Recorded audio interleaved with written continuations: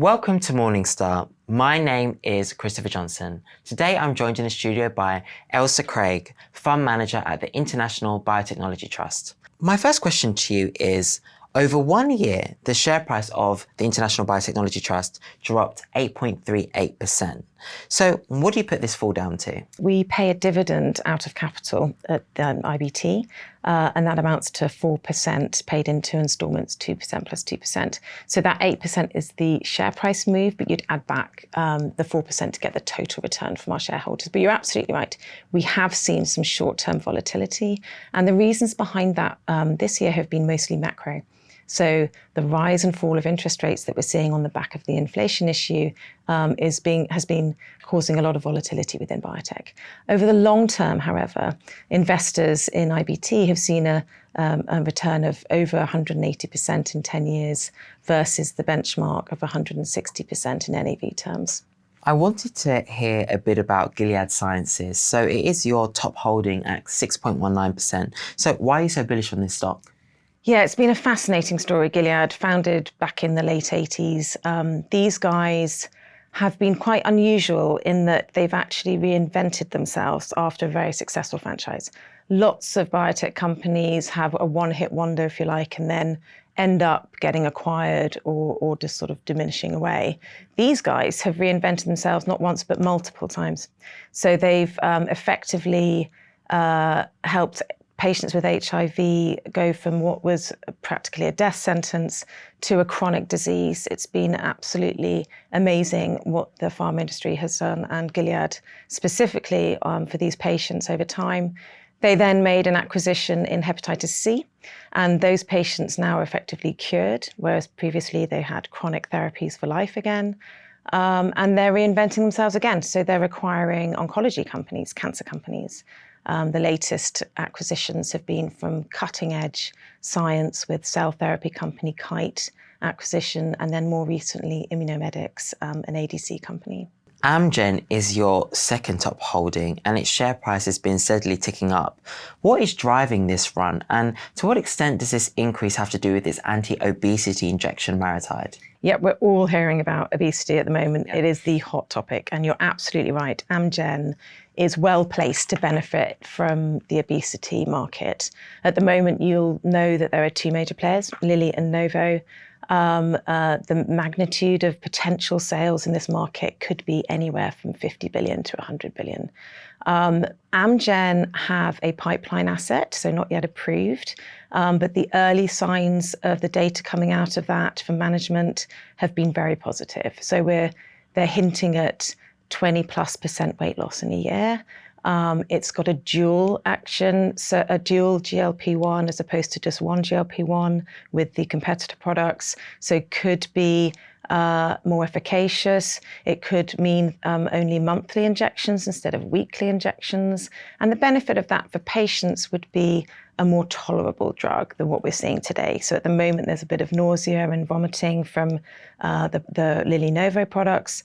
However, Amgen say that their drug possibly, if it proves out in trials, might bring that down and make it more tolerated. So this is a potentially massive market for Amgen. So yeah, we've seen a good boost in share price from those guys. When do you think it will come out to market? So the next step will be at the end of this year, we have phase 2 data. So in clinical development, there are 3 phases. So it would have to go through phase 2 and then phase 3 and then file with the regulator and then launch. So it's years away, but the demand is so high. What we're seeing right now with Lilly and Novo is they literally can't make enough of the stuff. So this market is going to be big. And if Amgen can get a piece of that, then they'll really benefit. In 2023, a record number of large healthcare companies in the US filed for bankruptcy. So has the sector seen the worst of it, or is there more pain to come, do you think? Yeah, so we write a monthly blog, and one of the blogs we addressed exactly this. What we've seen since the pandemic, where there was a big bubble-like valuations in biotech on the back of the vaccine discoveries, etc., we've seen a bear market. And this is a cycle that happens time and time again, and we did a blog on exactly this topic and what we'd expect to see at the various different stages of the cycle. So when you get a boom, after that you get a retraction in valuations, IPO window closes, fundraisings dry up, M&A picks up, and then the IPO window opens up, and then you get the whole cycle again. So we have seen a cleanup of biotech companies, which we think is no bad thing. So a lot of low quality companies have disappeared. The number of companies in our benchmark has shrunk. At the end of the day, that means our sector is sort of higher quality now. Maybe programs that were being in pipelines are being streamlined and cut where money shouldn't really go. So, it has happened. We think we're coming out the other side of that, and we think it's a better sector to invest in now. Do you think that US healthcare could survive a second Trump presidency? Well, certainly our sector during the previous Trump presidency thrived very well. So the Republicans are known for being very industry friendly.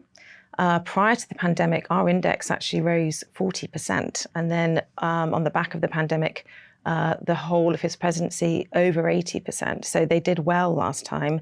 And more importantly, actually, Trump appointed a very industry-friendly gentleman, Scott Gottlieb, to head up the FDA.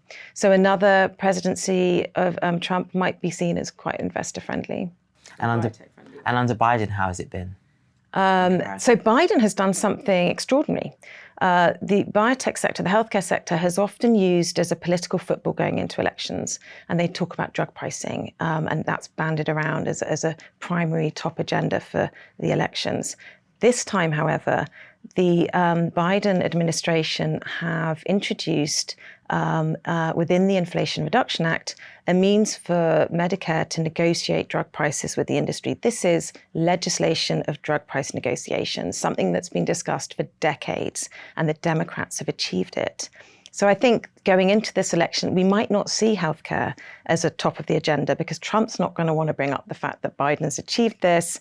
And Biden, ultimately, it's more likely to be geopolitical events rather than healthcare, we think, going into this election. We're also in an election year in the UK, and I want to get your view on whether investors in this trust could possibly benefit from the private sector's growing influence on the UK's National Health Service.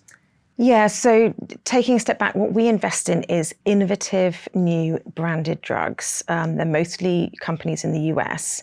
The privatization of the NHS would probably affect investments into hospitals and insurance companies. That's not where we invest. We should point out, though, that the benefit that branded drugs can have for patients tends to be that it could keep patients out of hospital. And the big cost to society are hospitals. In the UK, we spend approximately 10% of GDP on healthcare. In the US, it's 20%. And within that, only 10% is on drugs.